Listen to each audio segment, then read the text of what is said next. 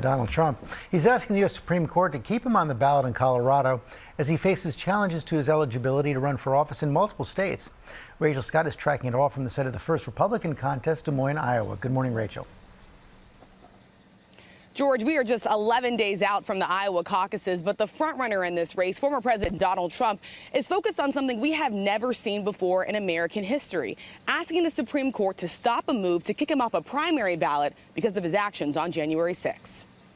This morning, the Supreme Court is weighing whether to take up Donald Trump's appeal in an unprecedented case that could decide whether Trump stays on the ballot in Colorado. It comes just days after a lower court disqualified the former president for his actions on January 6th, pointing to the 14th Amendment, which bans any officer of the United States who swore an oath to the Constitution and engaged in insurrection from holding office. Donald Trump engaged in an insurrection against the Constitution, and therefore, under the Constitution, he cannot be our president again. But Trump's lawyers insisting that January 6th was not insurrection, and Trump in no way engaged in insurrection. The former president still 30 points ahead of his rivals here in Iowa, with the caucuses now just 11 days away. I know the momentum in Iowa, the momentum in New Hampshire, they want something different.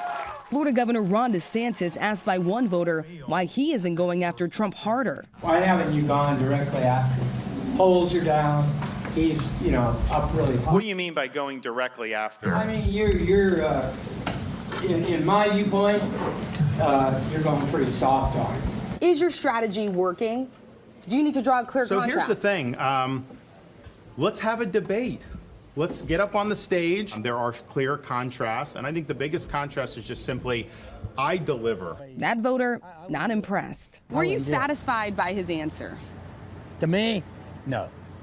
Not at all. Not at all. Why? Well, he skipped over it. He just, typical political answer. Nikki Haley and Governor Ron DeSantis are now vying for second place here in Iowa. Haley trying to downplay expectations, hoping for a stronger finish over in New Hampshire. As for Trump's appeal, it's unclear when the Supreme Court will decide whether or not they take up that case, George. But Rachel, we do know he's facing two other court actions this month. This New York civil case is going to reach a conclusion. Also, the E. Jean Carroll defamation case. Yeah, and the former president, we are told by sources, is expected to be in D.C. next week for that case on whether or not he interfered in the 2020 election. All of this comes as he's still leading the polls, has this commanding lead, but he's still facing 91 criminal charges, George. Never seen anything like it. Rachel Scott, thanks very much. Hi, everyone. George Stephanopoulos here. Thanks for checking out the ABC News YouTube channel. If you'd like to get more videos, show highlights, and watch live event coverage, click on the right over here to subscribe to our channel. And don't forget to download the ABC News app for breaking news alerts. Thanks for watching.